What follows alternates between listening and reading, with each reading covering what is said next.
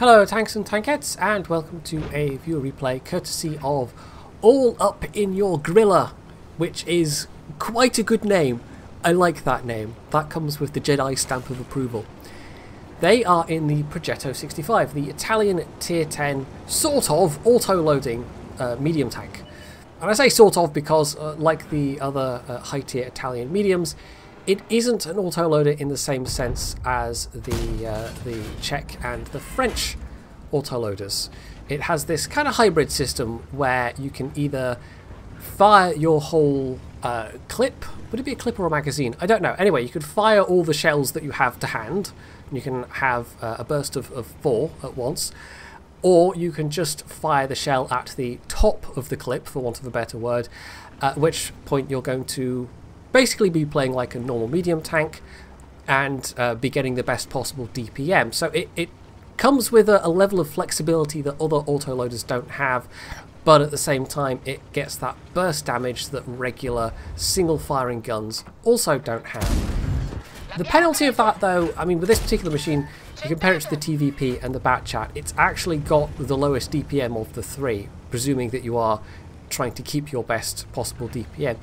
But that's the penalty you pay for having that flexibility with this system. So all in all, you know, I like the idea of this. I know I don't really play much World of Tanks anymore, but I like this system because it makes the player think.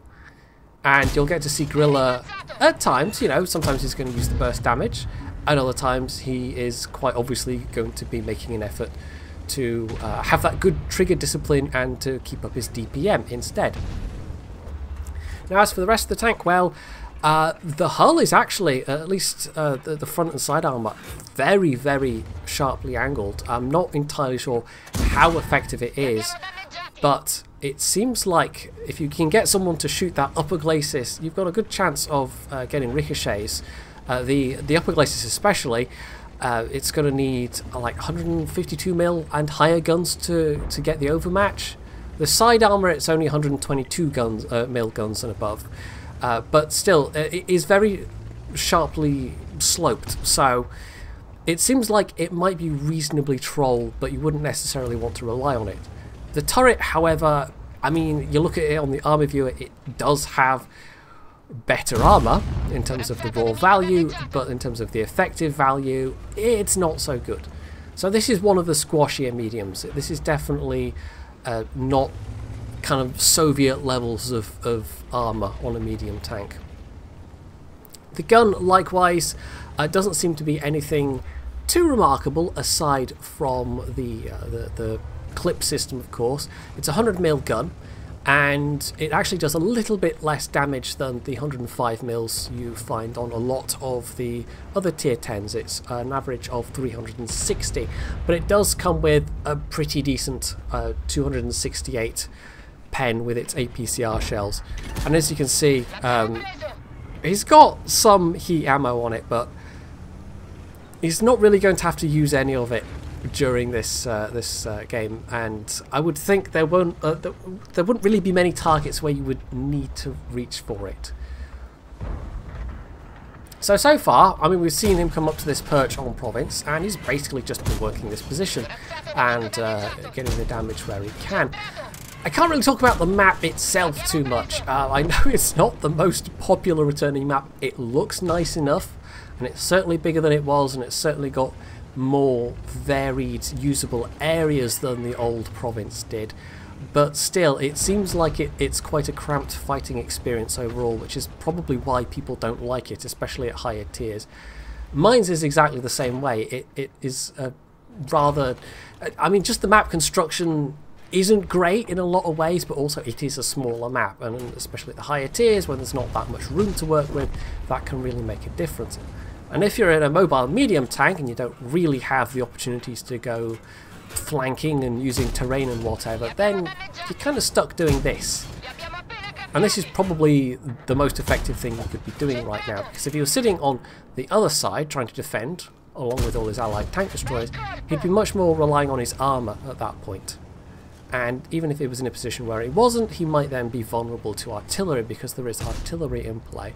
But as it is now, he's used his medium ability, he's come over to this flank, and now he's well, so far made rather good use of this position. He's nearing almost 4,000 damage done with over 4,000 spotting.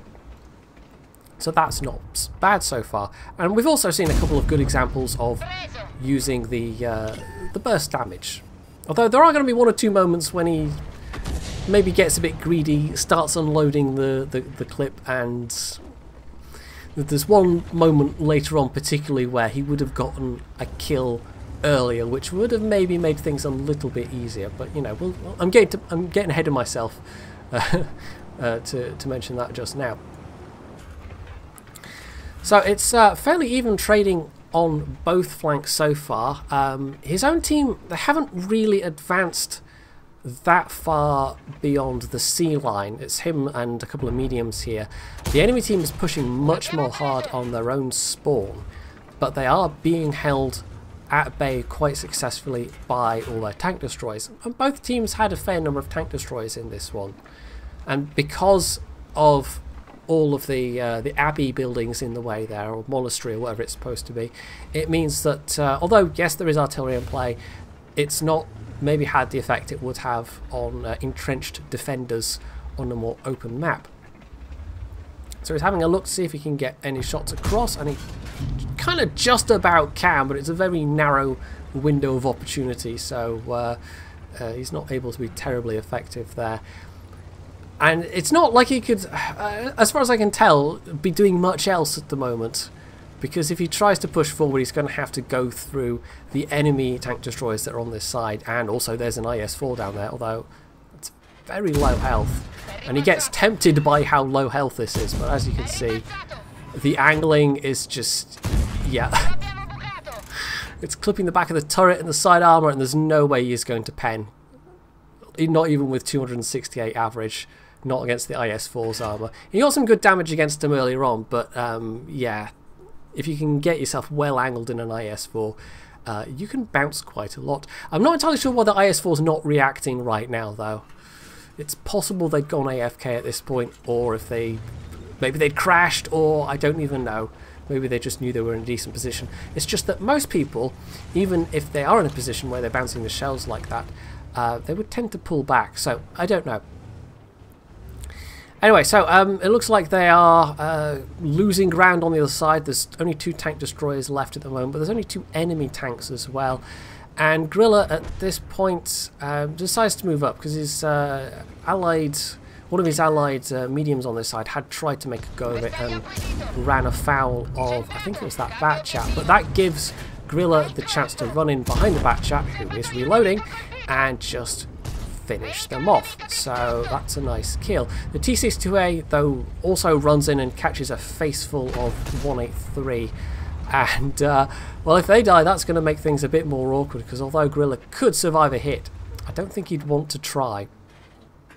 So a complete guesstimate shot at the 103, which was the surviving enemy tank on the other side. The tank destroyers had taken care of the Super Conqueror there, and that was a very nice kill indeed, because that's one less thing sniping across that they have to deal with, and that leaves his own allied tank destroyers now free to press up.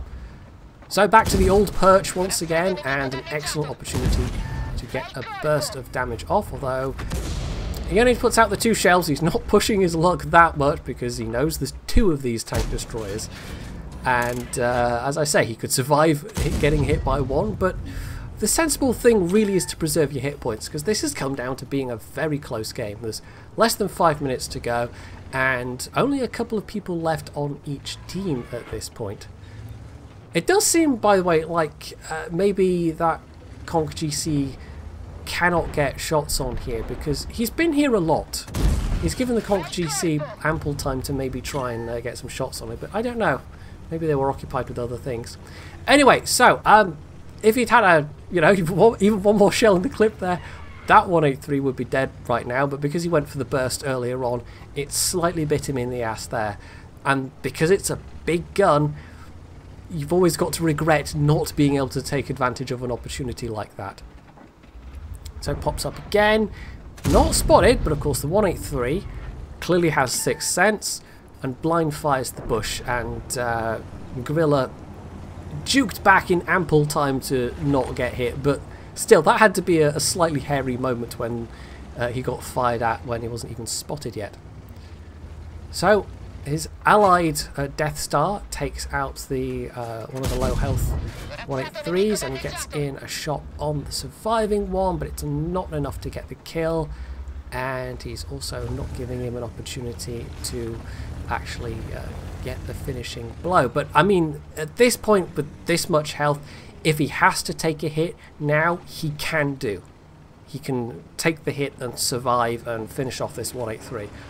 And unless he gets ammo racked in the process, you know, this is a really good time to spend those hit points. So he makes his way down to the valley floor, comes up from underneath, and he's going to have ample gun depression. I think it's got like 9 degrees, this thing, so as long as he can get the drop on the 183, he should easily be able to do this, because the 183 doesn't particularly have great gun depression. And of course, you know, again, the flexibility of having multiple shells available, which is not something you could do in a lot of other medium tanks. So with the 183 out the way, it's just the Conch GC left, and the 2-minute marker has gone, but yeah, there's no way this Conch GC is going to survive and somehow turn this around on their own.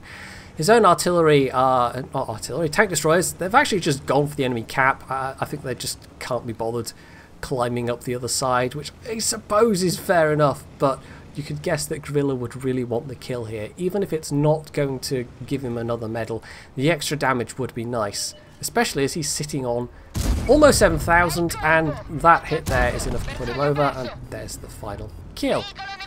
So yeah, it turned out that Conch GC really wasn't very far away at all. It's just there's so many bushes around that area that you can be quite well hidden. So 7,637. It was actually over 7,000 at the end there, but of course there was the blind hit on the STRV, which wasn't showing up in the damage counter, and that 4,000 spotting assistance damage, that was easily enough to put him on top of the team. 1,500 base XP, but you can see one of the Death Stars did reasonably well there as well, with over 5,000. The rest of the team was more of a kind of middling result, and of the enemy team, I don't know if there's anyone that massively stood out. I mean, the Bat Chat certainly did very well, 5,588, but yeah, I don't know.